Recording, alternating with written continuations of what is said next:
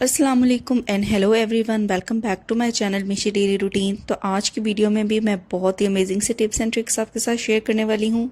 मैं तो इन टिप्स एंड ट्रिक्स को फॉलो करती रहती हूँ, तो क्यों ना आपके साथ भी शेयर किया जाए ताकि आपकी ज़िंदगी भी आसान हो जाए। तो चलिए स्टार्ट करते हैं आज के टिप नंबर 1 से।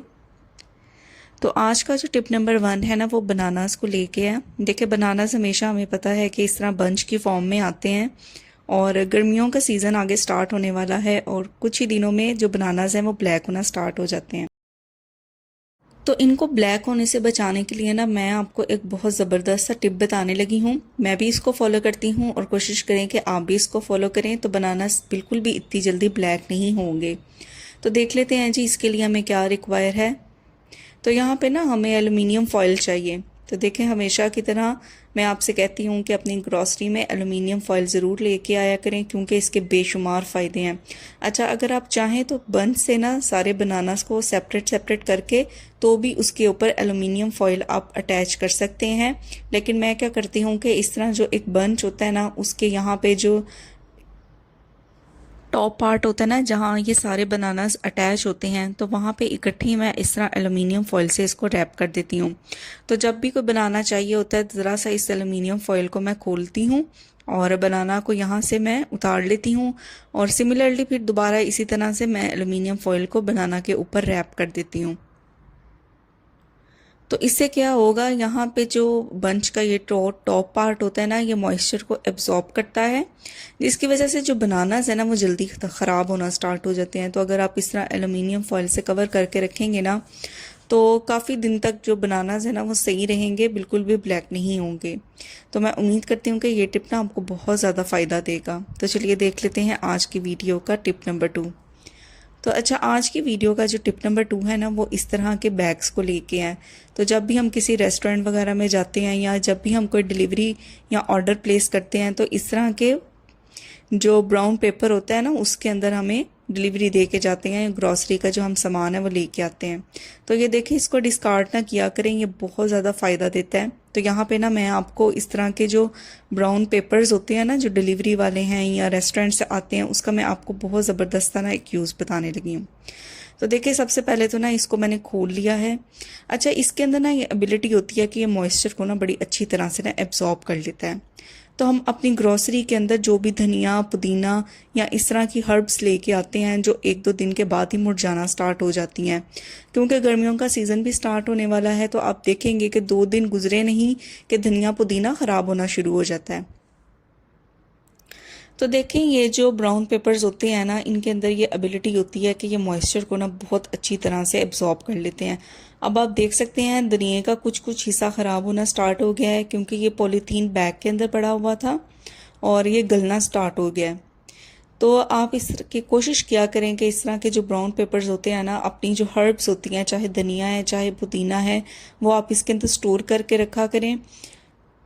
आप खुद देखेंगे कि काफ़ी दिनों तक, तकरीबन 1 हफ्ते तक तो इजीली आपके धनिया और पुदीना जो है वो चल जाएगा, बिना ख़राब हुए, बिना गले सड़े, क्योंकि ये जो ब्राउन पेपर है बड़े अच्छे तरीके से इनका जो मॉइस्चर है ना वो एब्जॉर्ब कर लेगा। और धनिया और पुदीना और इस तरह की कोई भी हर्ब है या कड़ी पत्ता है, तो वो आप देखेंगे कि वो फ्रेश रहेगा, वो इतनी जल्दी गलेगा नहीं। तो देखिए, मैं तो इसी तरह करती हूँ कि इस तरह के जो ब्राउन पेपर्स होते हैं ना, उनको मैं संभाल के रखती हूँ ताकि वो हर्ब्स को स्टोर करने के काम आ जाएं। और इस तरह आपके देखिए पैसे भी वेस्ट नहीं होते, क्योंकि जाहिर है हम अपनी ग्रॉसरी के ऊपर पैसे लगाते हैं और ये हर्ब्स जो हैं वो 2-3 दिन बाद ही गलना सड़ना स्टार्ट हो जाती हैं। तो इस तरीके से आपके पैसे भी सेव होंगे और आपकी हर्ब्स भी सेव होंगी। और बस इसी तरह से पकड़ के आपने इसको फ्रिज के अंदर रख देना है और ये काफ़ी दिनों तक सेफ रहेंगे। तो चलिए देख लेते हैं जी आज की टिप नंबर 3। ब्रेड का यूज़ देखिए हम सभी करते हैं और नाश्ते वगैरह में अंडे ब्रेड तो बनते ही बनते हैं। तो क्या होता है कि जब भी हम ब्रेड लेके आते हैं ना, तो अगर हम उसको यूज़ करते हैं और इस तरह से गिरा लगा के बाकी की जो बची हुई ब्रेड होती है ना, तो उसको उसी के शॉपर में हम इस तरह से गिरा लगा के रख दें, तो ये इतनी अच्छी तरह से एयर टाइट नहीं होता। इसके बाद भी चांसेस होते हैं कि जो ब्रेड है ना वो ड्राई होना स्टार्ट हो जाए और बहुत ही ज़्यादा इसके अंदर फंगस लगने का भी खदशा होता है। तो आज ना बहुत ही बेस्ट वे में आपको बताऊंगी कि किस तरह से आप अपनी ब्रेड को सेव कर सकते हैं। तो देखिए, जो भी बची हुई ब्रेड होगी ना, आपने उसको अच्छी तरह से ना इस तरह से 4 से 5 दफ़ा ना ट्विस्ट कर लेना है। तो ट्विस्ट करने से क्या होगा कि बिल्कुल भी एयर के लिए गुजरने की गुंजाइश नहीं होगी, और जो ऊपर पोर्शन होगा ना वो आपने इस तरह से पूरी ब्रेड के ऊपर फैला देना है। आप खुद देखेंगे आपकी जो ब्रेड है ना वो काफ़ी दिन तक सही रहेगी, बिल्कुल भी इसके ऊपर फंगस नहीं लगेगी। ये बिल्कुल एक तरह से एयर टाइट इसका जो रैपिंग है ना वो बन गई है, क्योंकि हमने इसे ट्विस्ट किया है और अपर पोर्शन इसका फोल्ड किया है, तो हवा इसके अंदर इतनी आसानी से नहीं जाएगी। तो चलिए देखते हैं जी आज की वीडियो का टिप नंबर 4। तो आज की वीडियो का जो टिप नंबर 4 है ना, उसमें मैं आपको इस तरह के जो कंटेनर्स हैं ना उनको यूज़ करने का तरीका दिखाऊंगी। ये कंटेनर्स भी ज़ाहिर है जब भी हम बाहर से फूड वगैरह ऑर्डर करते हैं तो इन कंटेनर्स के अंदर फूड आता है, और मोस्टली क्या होता है कि जैसे ही फूड ख़त्म होता है तो हम इन कंटेनर्स को भी डिस्कार्ड कर देते हैं। लेकिन मैं कोशिश करती हूँ इन कंटेनर्स को जितना संभाल के रख सकूँ तो उतना ही मैं इनको संभालूँ, क्योंकि ये बहुत ज़्यादा फ़ायदा देते हैं। अच्छा, आप देख सकते हैं कि यहाँ पे ना मैंने एक स्पंज लिया है और उसके अंदर जितनी भी जो कॉमन पेन्स है ना वो मैंने यहाँ पे अटैच की हुई हैं। तो कोशिश किया करें जो भी आपकी स्कार्फ पिन्स होती हैं या कॉमन पिन्स होती हैं या सेफ्टी पिन्स होती हैं आप यूज़ करते हैं, उनको पहले आप इस तरह से किसी फॉर्म के अंदर अटैच कर लें। अच्छा, क्या होता है ना कि हम घर के किसी भी कॉर्नर में इनको रख देते हैं, और छोटे बच्चे भी होते हैं घर में और उनके हाथ तो आपको पता है हर जगह पे जाते हैं और ये नुकसान दे सकती हैं। तो ये देखिए, इस तरह से ना मैंने सारी जो पिन्स हैं ना वो इस फोम के ऊपर अटैच कर दी हैं। अब मैं इसको बिल्कुल ऐसे ही खुला नहीं रखूँगी, मैं यूज़ करूँगी इस कंटेनर का। तो देखिए, फोम के ऊपर अटैच करने के बाद ना मैं इस फोम को ना डायरेक्टली कंटेनर के अंदर डाल दूँगी, और उसके बाद ना इसका लिड लगा दूंगी। आप चाहें तो इसको लेबल भी कर सकते हैं कि इसके अंदर क्या है, पिन्स वगैरह हैं या सेफ्टी पिन्स हैं, आप इसे अच्छी तरह से लेबल कर सकते हैं। अब ये देखें, बच्चों की पहुंच से भी दूर रहेंगी और बिल्कुल भी उनको पता नहीं चलेगा कि इसके अंदर क्या है, और इस तरह से आपकी जो पिन्स है ना वो भी सेफ रहेंगी। तो इस तरह के कंटेनर्स को आज से डिस्कार्ड करना छोड़ दें, क्योंकि ये आपको बहुत ज़्यादा फ़ायदा देते हैं। तो चलिए देख लेते हैं जी आज की वीडियो का टिप नंबर 5। तो आज की जो वीडियो है ना उसका टिप नंबर 5 है इस तरह के स्विच बोर्ड्स को लेके। जिस तरह हम बाकी सारी वॉल्स की क्लीनिंग करते हैं डायरेक्टली पानी डाल के या सर्फ वाला पानी डाल के या डिटर्जेंट डाल के, उस तरह से हम स्विचेस को या स्विच बोर्ड्स को क्लीन नहीं कर पाते। ज़ाहिर अगर इनके अंदर पानी चला जाएगा तो करंट लगने की या करंट या स्पार्क होने की इसके अंदर संभावना आ सकती है। तो हमने क्या करना है, यहाँ पे मैं आपको तरीका बताऊंगी कि किस तरीके से आप स्विच बोर्ड को अच्छे तरीके से साफ़ कर सकते हैं। तो ये देखें, यहाँ पे मैंने ना वेट वाइप्स ले ली हैं। तो ये वही वाइप्स हैं जो अक्सर हम बच्चों को भी क्लीन करने के लिए यूज़ करते हैं या मेकअप को रिमूव करने के लिए यूज़ करते हैं वेट वाइप्स, तो उसी का हम यहाँ पे यूज़ करेंगे। अच्छा, वेट वाइप्स के अंदर ना ये कैपेसिटी होती है कि ये बिल्कुल भी गीली नहीं होती और इसके अंदर मॉइस्चर भी होता है, जिसकी वजह से अगर ये देखें मैं आपको क्लीन करके दिखाऊं तो ये बहुत ज़बरदस्त तरीके से डर्ट को और जितनी भी ग्रीस है जो भी इसके ऊपर स्विच बोर्ड के ऊपर डर्ट लगी होगी ना उसको अच्छी तरह से क्लीन कर लेगा। तो देखें, ये बिल्कुल भी इसके अंदर ये डर नहीं है कि स्विचेस के जो स्विच बोर्ड के जो सुराख हैं उसके अंदर पानी चला जाएगा या सर्फ चला जाएगा, और करंट वगैरह के भी कोई चांसेस नहीं रहते। अच्छा, ये एक ही वाइप से ना आप यकीन करें अपने घर के जितने भी स्विच बोर्ड्स हैं ना उनको अच्छी तरीके से क्लीन कर सकते हैं, क्योंकि इसके अंदर मॉइस्चर की ना इतनी कैपेसिटी होती है कि ये आपके जो घर है ना उसके अंदर जितने भी स्विच बोर्ड्स हैं ना उनको आप एक ही वेट वाइप से अच्छी तरह से क्लीन कर पाएँ। तो ये देखिए, मेरे घर में भी जितने भी इस तरह के स्विच बोर्ड्स होंगे ना उनको मैं एक ही वाइप से अच्छी तरह से क्लीन कर लूँगी, और जब ये मुकम्मल तौर पे गंदी हो जाएगी ना फिर मैं इसको डिस्कार्ड करूँगी। तो आप भी अपने घर के स्विच बोर्ड्स को ना आज से वेट वाइप से क्लीन करना स्टार्ट कर दें, और एक तो ये नुकसान भी नहीं देंगे और अच्छी तरह से सेकेंडली आप अच्छी तरह से ना आपके जो स्विच बोर्ड्स हैं उनको भी क्लीन कर देंगे। तो मैं उम्मीद करती हूँ कि ये टिप भी ना आपको बहुत ज़्यादा पसंद आएगा और बहुत ज़्यादा फ़ायदा देगा। तो अगर आप अभी तक मेरी वीडियो को देख रहे हैं ना तो आपने वीडियो को लाइक ज़रूर करना है और अपने फ्रेंड्स एंड फैमिली मेम्बर्स के साथ भी शेयर करना है। तो चलिए चलते हैं जी टिप नंबर 6 की तरफ। अच्छा, टिप नंबर 6 है ना, वो बॉल पॉइंट्स को लेके है। हमारे घर में बॉल पॉइंट्स इस तरह की मौजूद होती हैं जो हमें ऑन द स्पॉट कभी चाहिए होती हैं, कभी कुछ लिखने के लिए, और फिर हमें ढूंढना पड़ता है कि हमने बॉल पॉइंट्स कहाँ रखी थी और मिलती नहीं इतनी आसानी से। तो आज ना इनको सेव करने का और जल्दी से मिल जाए हमें बॉल पॉइंट्स जब भी हमें चाहिए, या हमने कोई लिस्ट बनानी होती है ग्रॉसरी की, या इमरजेंसी में कोई हमने फ़ोन नंबर लिखना होता है, तो उस टाइम हमें ये मिलती नहीं। तो आज ना मैं आपको बहुत ही ज़बरदस्त सा ऑर्गेनाइज़र बना के दिखाऊंगी जो आपकी इन बॉल पॉइंट्स को ना अच्छे तरीके से सेव कर सकेगा और बिल्कुल आपकी नज़रों के सामने होंगी। आप जब चाहें इन बॉल पॉइंट्स का यूज़ कर सकते हैं। तो यहाँ पे देखें, यहाँ पे हमें क्या चाहिए। यहाँ पे मैंने ले ली है एक चूड़ी, जिसे हम बैंगल भी कहते हैं। आपके पास मेटल की चूड़ी है, आप मेटल की भी ले सकते हैं। कांच की चूड़ी है तो आप कांच की भी ले सकते हैं। तो सबसे पहले हम क्या करेंगे, जितनी भी बॉल पॉइंट्स है ना, 3 है, 4 हैं या 5 हैं, हमने उनको ना कैप वाली जगह से इस तरह से इस चूड़ी के अंदर फंसा देना है। तो ये देखें, बड़े इजीली तरीके से ना ये इस तरह चूड़ी के अंदर फिक्स हो जाएंगे। बस जो कैप का जो थोड़ा सा वो लिड होता है ना, उसको आपने थोड़ा सा ओपन करना है और फिर इस तरीके से ना आपने इस चूड़ी के अंदर इसको घुसा देना है। ये देखें, बिल्कुल इसी तरह से। अच्छा, ये देखें, मेरे पास 3 बॉल पॉइंट्स थी ना, तो मैंने तीनों की तीनों इस तरह बैंगल के अंदर या चूड़ी के अंदर मैंने फिक्स कर दी हैं। अब इसको हैंग करने के लिए हमें क्या चाहिए, अगर तो आपके पास मोटे वाला धागा है ना, तो वो तो वेल एंड गुड है। तो मेरे पास मोटे वाला धागा नहीं था, इसलिए मैंने यहाँ पे नलकी का धागा लिया है और इसको ही मैं डबल या ट्रिपल टाइम फोल्ड करूँगी ना, तो ये थोड़ा सा थिक हो जाएगा। तो ये देखें, यहाँ पे मैंने 3 टाइम्स इसको फोल्ड कर लिया है और अब मैं इसको यहाँ से तोड़ लूँगी। अब हमने क्या करना है कि जो बैंगल है ना, उसका जो अपर पार्ट है वहाँ पे हमने इसको अटैच करना है और एक ना नोट सी हमने लगा देनी है, ताकि जो बैंगल है ना उसके साथ जो हमारा ये थ्रेड है ना वो अच्छी तरह से ना फिक्स हो जाए। अच्छा, ये इतना ज़बरदस्त सा ऑर्गेनाइज़र बन के तैयार होगा ना कि आपके घर में जो बच्चे हैं जिनका अलग से स्टडी रूम है, आप ये वहाँ पे भी हैंग कर सकते हैं, ताकि फ़ौरन उनको उनकी बॉल पेन्स मिल जाए जब भी वो अपना होमवर्क करने के लिए बैठें। तो ये देखिए, कितना ज़बरदस्त ऑर्गेनाइज़र बन के तैयार हो गया। अब ये देखिए, आपके रूम में या जहाँ पे भी आपने इसको हैंग करना है, वहाँ पे अगर इस तरह से कोई कील वगैरह ऑलरेडी है तो आपने उसके अंदर इसको लगा देना है। नहीं तो आप मार्केट से कोई हुक परचेज़ कर लें, वहाँ पे अटैच करें और इन बॉल पेन्स को या बैंगल को आपने इस तरह से हैंग कर लेना है।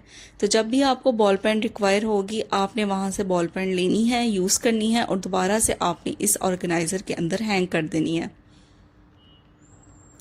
तो ये देखें कितना इजी है। यहाँ से बॉल पेन को निकाला, इसको यूज़ किया और दोबारा से आप इसको अटैच कर दें। तो मैं उम्मीद करती हूँ कि ये ऑर्गेनाइज़र ना आपको बहुत ज़्यादा फ़ायदा देगा। तो अगर अभी तक आप मेरी वीडियो देख रहे हैं तो चैनल को सब्सक्राइब किए बगैर आपने बिल्कुल नहीं जाना, क्योंकि आपकी सपोर्ट से ही हमें हिम्मत मिलती है कि हम मज़ीद इस तरह के टिप्स एंड ट्रिक्स आपकी खिदमत में पेश करें और आप एक फैमिली बनते जाएं मेरी। तो चलिए देख लेते हैं जी आज की वीडियो का टिप नंबर 7। तो आज की वीडियो का जो टिप नंबर 7 है ना, वो इस तरह के पैकेट्स को लेके है। तो हमारे घर में जितने भी इस तरह के मसाले के पैकेट्स आते हैं या चने के हैं या इसके अंदर कोई भी जिंजर पाउडर है, गार्लिक पाउडर है, तो उसको हम सील किस तरह करें जब हम थोड़ा सा यूज़ कर लेते हैं। तो ये देखिए, मेरे पास ये अलसी का पैकेट है, इसके अंदर से मैंने थोड़ी सी यूज़ की है और बाकी पैकेट उसी तरह से ओपन है। तो मेरे चैनल पे ना आपको और भी इस तरह के टिप्स मिल जाएंगे जिसमें मैंने आपको दिखाया हुआ है कि किस तरह आप इन पैकेट्स को सील कर सकते हैं। तो आज मैं एक और तरीका आपके साथ शेयर करूंगी इन पैकेट्स को सील करने का। तो सबसे पहले ना आपने एक छुरी लेनी है और उसको ना आपने चूल्हे पे ना अच्छी तरह से ना गर्म कर लेना है। तो ये देखें, मैंने ना छुरी को ना अच्छी तरह से चूल्हे के ऊपर गर्म कर लिया है। अब मैं यहाँ से ना पैकेट को करूँगी कट। देखिए, छुरी अच्छी तरह से गर्म हो गई है और बिल्कुल इस तरह से ना मैंने एक सीधी लकीर आराम से लगाई है। इससे क्या होगा, एक तो ये पैकेट का कॉर्नर थोड़ा सा उतर जाएगा और साथ ही आप देखेंगे कि ये सील पैक भी हो जाएगा। तो बस इसके कॉर्नर्स पे हल्की सी जो छुरी है वो थोड़ी सी लगा दे, ताकि अगर कोई थोड़ा बहुत सिरा इसका खुला रह गया तो वो भी अच्छी तरह से सील पैक हो जाए। तो ये इतना आसान तरीका है ना पैकेट्स को सील करने का। बस आपने छुरी को गर्म करना है और सीधी एक लकीर लगानी है, तो आपके पैकेट्स अच्छी तरह से सील हो जाएंगे। अब इसके अंदर कोई भी हवा नहीं जाएगी, ये बिल्कुल इस तरह हो जाएगा जैसे कोई एयर टाइट पैकेट होता है। बिल्कुल भी आपकी बची हुई जो चीज़ें हैं ना वो ख़राब नहीं होंगी। तो मैं तो डिफरेंट वेज से अपने लाए हुए पैकेट्स को ना सील करती रहती हूँ, और मेरे चैनल पे आपको डिफरेंट वेज भी मिल जाएंगे कि किस तरह से आप पैकेट्स को सील कर सकते हैं। तो चलिए देख लेते हैं जी आज की वीडियो का टिप नंबर 8। अच्छा, आज की वीडियो का जो टिप नंबर 8 है ना, वो इस तरह के बॉटल के कैप्स को लेके है। मैंने आपको काफ़ी टिप्स बताए हैं जिसमें आप बॉटल्स के जो कैप्स होते हैं उनको डिफरेंट तरीक़ों से यूज़ कर सकते हैं। तो आज मैं आपको इस बॉटल के कैप से ना एक बहुत ही ज़बरदस्त ना ऑर्गेनाइज़र बना के दिखाऊंगी। आपने हैरान हो जाना है कि बॉटल के कैप से भी कोई ऑर्गेनाइज़र बन सकता है। तो यहाँ पे देखिए अगेन मैंने ले ली है छुरी, और इसको मैं कर लूँगी अच्छी तरह से गर्म।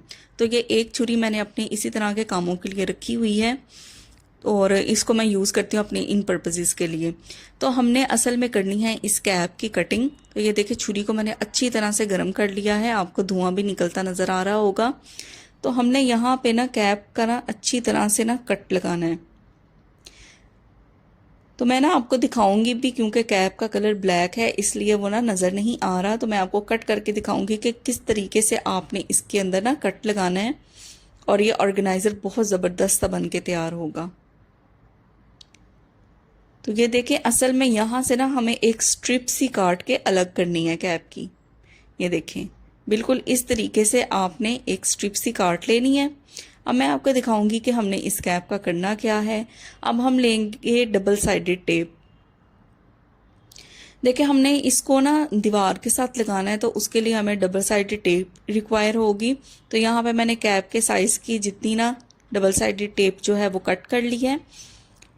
तो बस इसका एक एंड हमने कैप के ना इस साइड पे लगा देना है, और अब चलते हैं उस वॉल की तरफ जहां पे हमने इस ऑर्गेनाइज़र को अटैच करना है। तो देखिए जी मैं आ गई हूँ अपने वॉशरूम में, और वॉशरूम की ये वाली वॉल मैंने सिलेक्ट कर ली है। ये वो वॉल है जो सिंक के बिल्कुल साथ है। तो ये डबल साइडेड टेप को मैंने उतार दिया, उसका जो एक फ्लैप था, और ये देखें इस वाली साइड को जहां से हमने कट लगाया है ना, आपने नीचे की तरफ रखना है, और इस तरह से दीवार के साथ आपने इसको अटैच कर देना है, और हल्का सा प्रेस कर देना है ताकि ये अच्छी तरह से फिक्स हो जाए। अब हमारे घर जो भी हम यूज़ करते हैं ना ब्रशेस, दांतों को ब्रश करने के लिए, वो आप देखें इसके अंदर हैंग कर सकते हैं।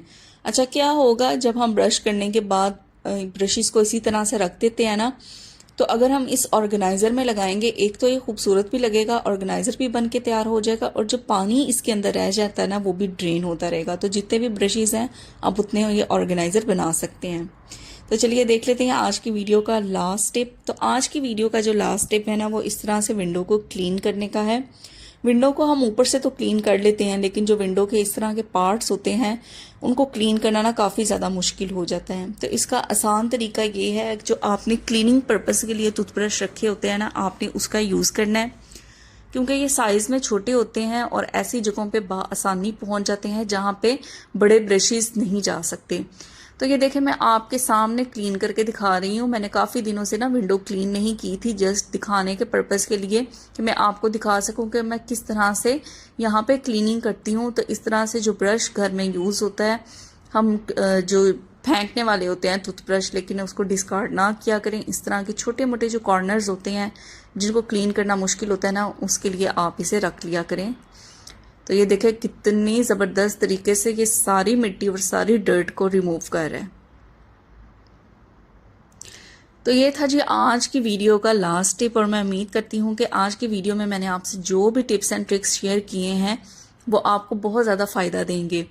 तो अगर आपको ये टिप्स एंड ट्रिक्स पसंद आए हैं ना, तो अपने फ्रेंड्स एंड फैमिली मेम्बर्स के साथ भी ज़रूर शेयर किया करें, क्या पता किसी का भला हो जाए। और अगर आप मेरे चैनल को फर्स्ट टाइम विजिट करनी है तो सब्सक्राइब किए बगैर आपने नहीं जाना, क्योंकि आपकी सपोर्ट से ही हमें हिम्मत मिलती है। तो ये देखें जी विंडो को मैंने कितने ज़बरदस्त तरीके से आपको क्लीन करके दिखाया है, और वो एरिया आप देख रहे हैं जहाँ पे मैंने क्लीन नहीं किया वहाँ पे कितनी डर्ट है। तो आज से इन ब्रशेस को इस तरह से यूज़ करना स्टार्ट कर दें। तो मिलते हैं आपसे नेक्स्ट वीडियो में। Till then take care, bye bye.